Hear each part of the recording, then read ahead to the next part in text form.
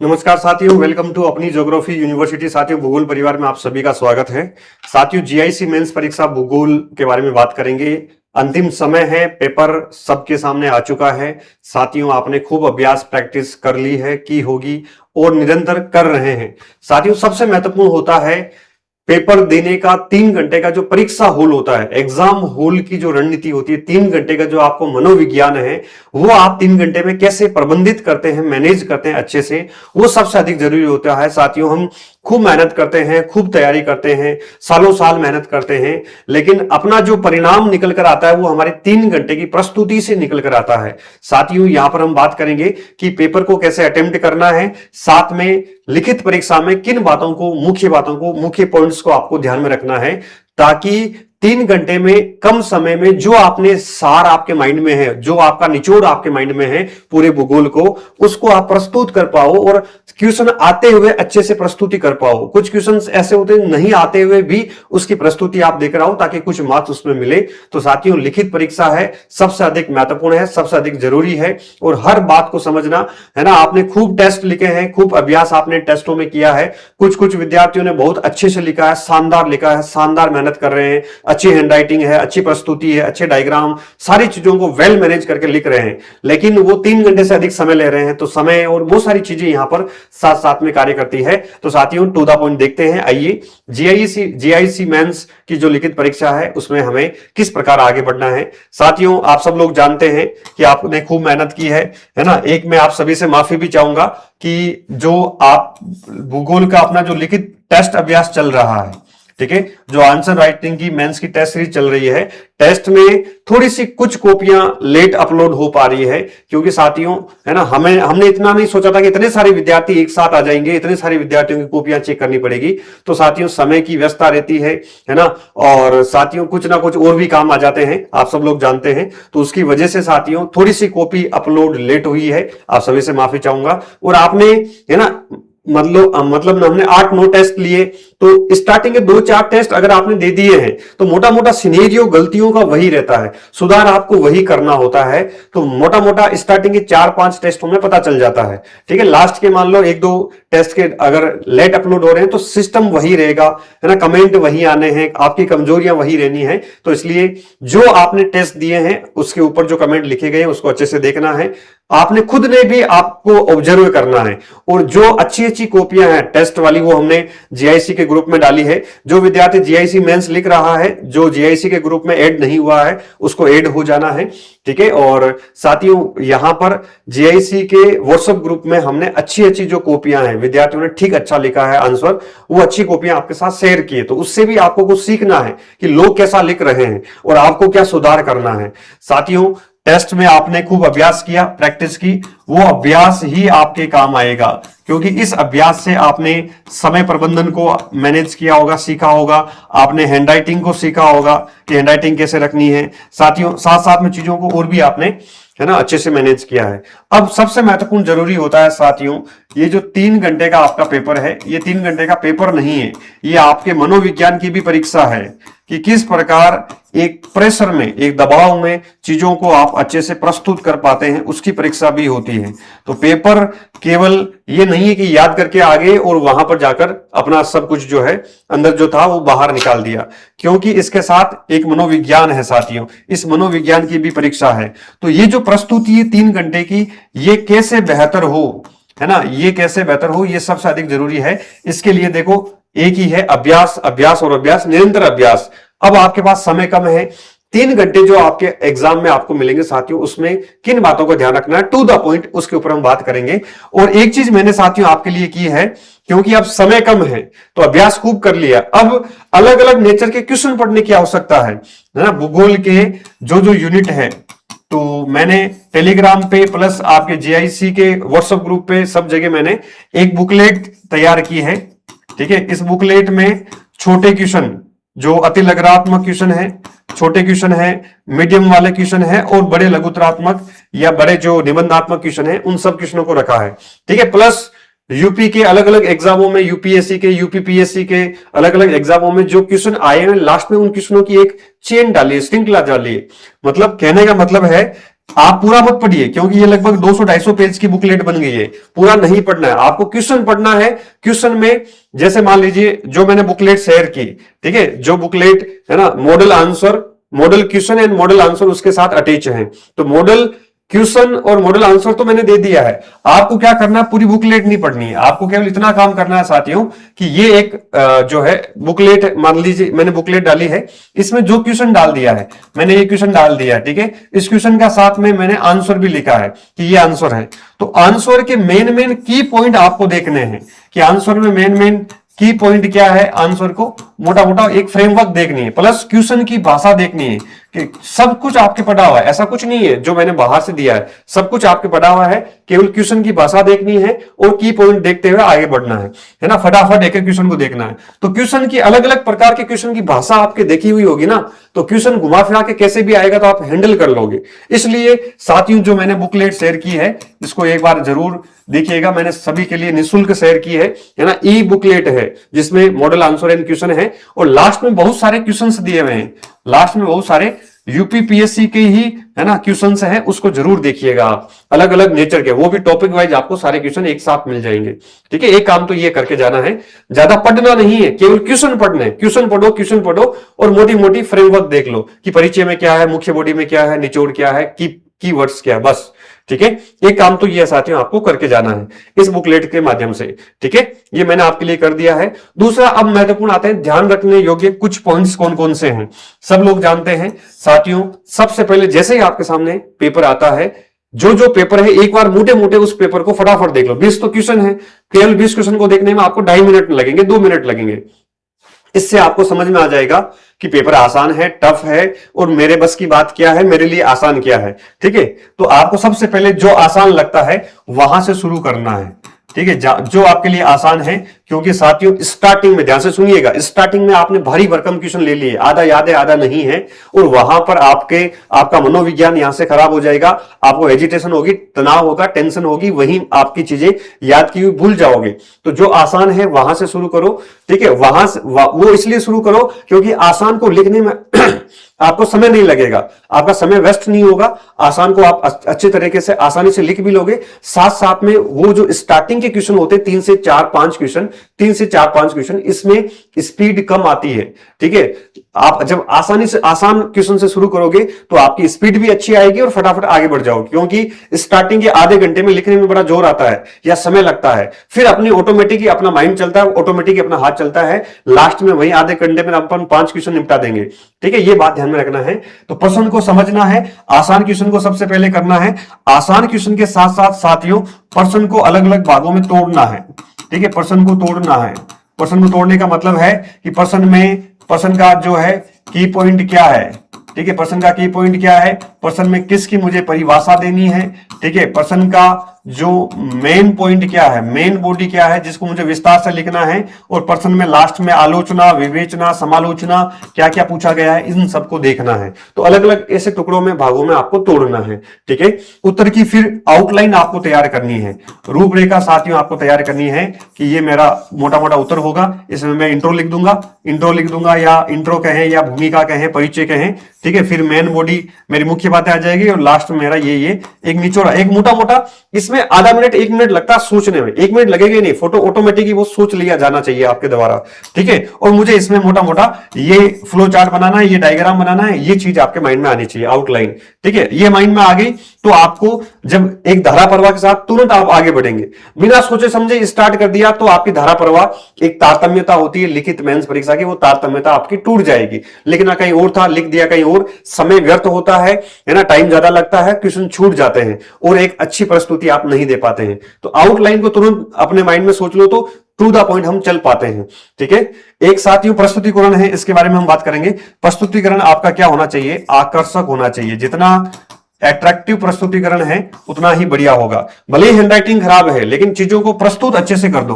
ठीक है, एक सिस्टमेटिक, एक व्यवस्थित तरीके से, कहां भूमिका होगी, कहां परिचय होगा, किस चीज को अंडरलाइन करना है, किस चीज को गोल करना है ना, किस चीज को जो है जहां लिखना है, किसका कीवर्ड स्टार्टिंग में बनाना है, उसको अंडरलाइन करना है, फिर एक्सप्लेन करना है। ये प्रस्तुतिकरण के एक तरीके होते हैं। तो इसको है ना रफ भाषा में यूजी पीजी में जैसे लिख के आते हो कॉलेज के एग्जामों में, वैसे लिख के नहीं आना है। ठीक है, प्रस्तुति को आकर्षक टू द पॉइंट बनाना है। ठीक है, अभी और बात करेंगे इसके ऊपर। प्रश्न की शब्दावली को समझना है, मैं ये बात आपको यहां कह चुका हूं। ठीक है, कि प्रश्न में क्या आया, व्याख्या करनी है, विवेचना करनी है, आलोचना करनी है, समालोचना करनी है, तुलना करनी है, अंतर दिखाना है, क्या करना है, इस शब्दावली को पकड़ना है। ये इस शब्दावली को अगर आपने नहीं पकड़ा है तो आपके क्वेश्चन की जो भाषा की परवाह है वो पूछ कुछ और रहा है, आपकी भाषा की परवाह कुछ और है। तो इस बात का विशेष तौर पे साथियों ध्यान रखिएगा। ठीक है, ये इसका सेशन भी मैं ले चुका हूं, जो अपने एक निःशुल्क बैच, मैंने हालांकि एक ही सेशन लिया था अच्छे से। ठीक है, और उसमें कुछ चीजें मैंने डाली है नोट्स के रूप में डाली है कि ये इन बातों को ध्यान में रखना है, तो वो भी पढ़ लेना। प्लस मैंने जो सेशन लिया 1-1.5 घंटे का, उसको भी देख लेना है, ताकि अलग अलग शब्दावली का अर्थ क्या निकलता है वो पहचान पाओ, आप उसके अकॉर्डिंग लिख पाओ। ठीक है, कॉन्सेप्ट प्लस फैक्ट। देखो चीजें ये है कि जनरली लिखित परीक्षा में फैक्ट बहुत ज्यादा याद नहीं रहते हैं, हम है ना भाषा भाषा भाषा भाषा लिखते जाते हैं, तो थ्योरेटिकल हम ज्यादा लिखते हैं। साथियों आपको ध्यान रखिए, ये कॉन्सेप्ट लिखने के साथ, कोई भी अवधारणा लिखने के साथ साथ आप कोशिश करो कि साथ में फैक्ट का सहारा दो, कि इसके अनुसार उसके अनुसार ये डाटा है ना, ये इसके अनुसार डाटा ये टॉप पे है, ये थर्ड पे है, ऐसे जो भी है कुछ कुछ आप फैक्ट देते हैं। तो केवल भाषा लिखते जाओगे तो भाषा से नंबर नहीं मिलते हैं, भाषा के साथ साथ फैक्ट लिखते हैं, फैक्ट को आधार बना के लिखते हैं, तो वहां पर मार्क्स अच्छे आते हैं। ठीक है, मार्क्स अच्छे आते हैं, ध्यान रखना है। दूसरा साथियों, बिंदु के रूप में लिखे या पैराग्राफ में रूप में लिखे, मेरा ये मानना है स्टार्टिंग में पैराग्राफ में लिख दो जो आपको अच्छे से आता है, जहां आप फटाफट लिख सकते हो। बाद में मुझे लगता है कि साथियों आप पॉइंट बनाकर लिखें, है ना, ऐसे ऐसे पॉइंट बना दो, ऐसे एरो बना दो, कुछ भी बना दो, पॉइंट वाइज लिखो, ताकि चीजें फटाफट क्लियर भी हो जाए, समझने में अगले की आसानी रहे, आपके लिखने में आसानी रहे। तो ज्यादातर बिंदुवार लिखे, है ना, पॉइंट वाइज लिखें। ज्यादा पैराग्राफ में भाषा नहीं बन पाती है और चीजें टू द पॉइंट नहीं हो पाती है। एग्जामिनर भी चाहता है कि टू द पॉइंट लिख ले, मैं समझ लो, नंबर देके आगे बढ़ो। इस बात का विशेष तौर पर ध्यान रखना है। बाकी जैसा आपने कंफर्टेबली आपने लिखा होगा टेस्टों में, वैसा ही आपको है ना देखना है, जिसमें आप कंफर्टेबल हैं वैसे। ठीक है, शब्द सीमा का पालन सबसे अधिक साथियों, ये सबसे अधिक महत्वपूर्ण है, वेरी वेरी वेरी इंपॉर्टेंट है। आपको लगभग मान के चलिए कि 50 शब्द 500 शब्द ये हो गए, है ना, 125 वाले भी 5 क्वेश्चन हो गए और 250 वाले भी आपके यहाँ पर 5 क्वेश्चन हो गए, तो 1000 शब्द तो ये हो गए लगभग। ठीक है, 125 और 500 लगभग 600 वर्ड के आसपास ये हो गए, 500 ये हो गए, तो लगभग आपको साथियों 2100 से 2500 शब्द लिखना है यहाँ पर। ठीक है, 2100 से 2500 शब्द के बीच में ये लिखना है। तो शब्द सीमा जो आपके सामने है साथियों, आप सब लोग जानते हैं, छोटे वाले क्वेश्चन है उसमें कोई बड़ा विस्तार नहीं देना है। ठीक है, 50 शब्दों वाले क्वेश्चन है उसको विस्तार से नहीं लिखना है। याद रखना है कि जितना आप शब्द सीमा का पालन करेंगे साथियों, उतना ही आपके लिए ये महत्वपूर्ण हो जाएगा कि लास्ट में आपकी समय बचत होगी, टाइम प्रबंधन होगा, समय का मैनेजमेंट होगा। ठीक है, जितना आप चीजों को शॉर्ट में लिखेंगे, है ना, जितना कंसाइज करके लिखेंगे, एक ही कोशिश करनी है कि जो शब्द है ना, जो जिस कॉन्सेप्ट को आप बड़े रूप में समझाना चाह रहे हैं उसको डायग्राम से, फ्लो चार्ट से, मैप से समझा दो, ताकि आपका जगह भी कवर हो जाएगी, आपका समय भी बचेगा। ठीक है, तो यहां पर सबसे जरूरी है सीमा पालन, शब्द सीमा का पालन करना, ताकि आपके लिए वो अच्छा है। ठीक है, ताकि आप क्या कर पाओ, समय प्रबंधन कर पाओ। साथियों 3 घंटे में 20 क्वेश्चन लिखना अपने आप में, है ना, ये बड़ी चुनौती है। 3 घंटे में 20% सही से, है ना, अच्छे से लिख पाना। मेरे पास सबसे बड़ी समस्या आपकी यही आ रही थी कि सर हम 3 घंटे में पूरा पेपर कवर नहीं कर पा रहे हैं। ठीक है, नहीं कर पा रहे हैं। ठीक है, तो इसका कारण क्या है कि आप शब्द सीमा का पालन नहीं कर रहे हैं, आप टू द पॉइंट नहीं लिख रहे हैं, आप चीजों को कंसाइज नहीं कर रहे हैं, कम शब्दों में अधिक चीजों का निचोड़ नहीं दे पा रहे हैं। तो कोशिश ये करना है कि टाइम मैनेजमेंट करना है, घड़ी हमेशा सामने रखना, और सबसे जरूरी है साथियों छोड़ना कुछ नहीं है। अगर टाइम मैनेजमेंट नहीं किया तो कुछ छोड़ना पड़ेगा। ये मन में गांठ बांध लो, मुझे कुछ भी नहीं आता है तो भी मैं लिख कर आऊंगा। ठीक है, छोड़ना कुछ नहीं है, छोड़ना एक सिंगल क्वेश्चन नहीं है। ठीक है, हो सकता है कोई एक आधे क्वेश्चन छोटे वाले में आपको मिल जाए, जो 50 शब्द वाले हैं उसमें कोई ऐसा मिल जाए जिसमें आपका पेन बिल्कुल नहीं चल रहा है, तो उसमें तो आप कोई रामायण तो लिख के आ नहीं सकते। लेकिन कोशिश ये करना है कि छोड़ना कुछ नहीं है। छोड़ना कुछ नहीं है तो उससे पहले आपको टाइम मैनेजमेंट बहुत जरूरी है। ठीक है, तो इसलिए ध्यान रखिएगा साथियों, स्टार्टिंग का जो 1 घंटा है, अगर उसमें आपने मैनेज कर लिया टाइम, क्योंकि स्टार्टिंग के 1 घंटे में सबसे अधिक समय लगता है लिखने में, सबसे अधिक टाइम हमारा वही खराब करता है। लास्ट में तो 1 घंटे में हम सारा पेपर कराते हैं।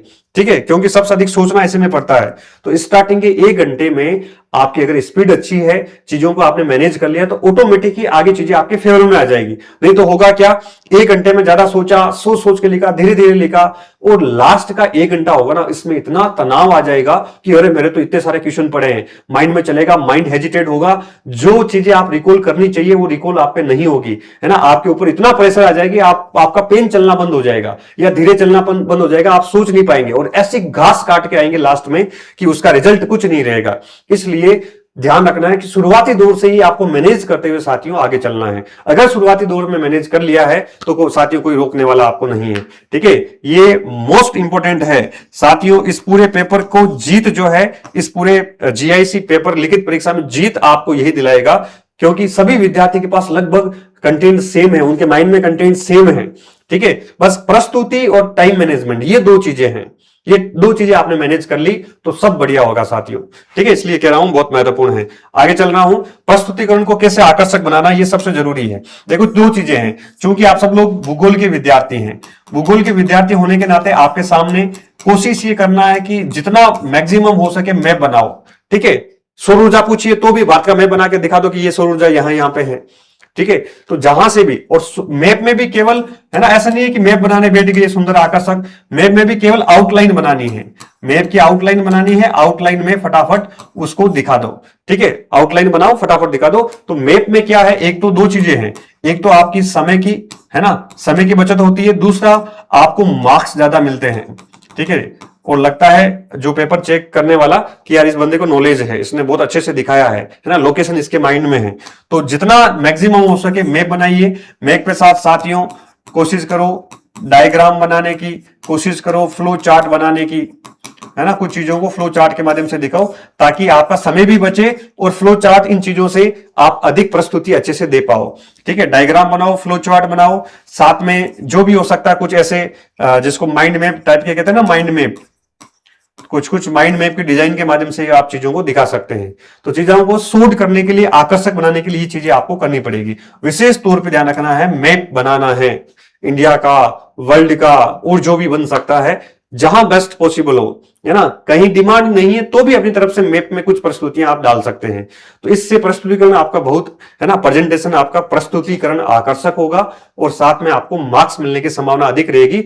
सबसे महत्वपूर्ण अपना समय बचेगा, ये जरूरी है सबसे अधिक, ठीक है।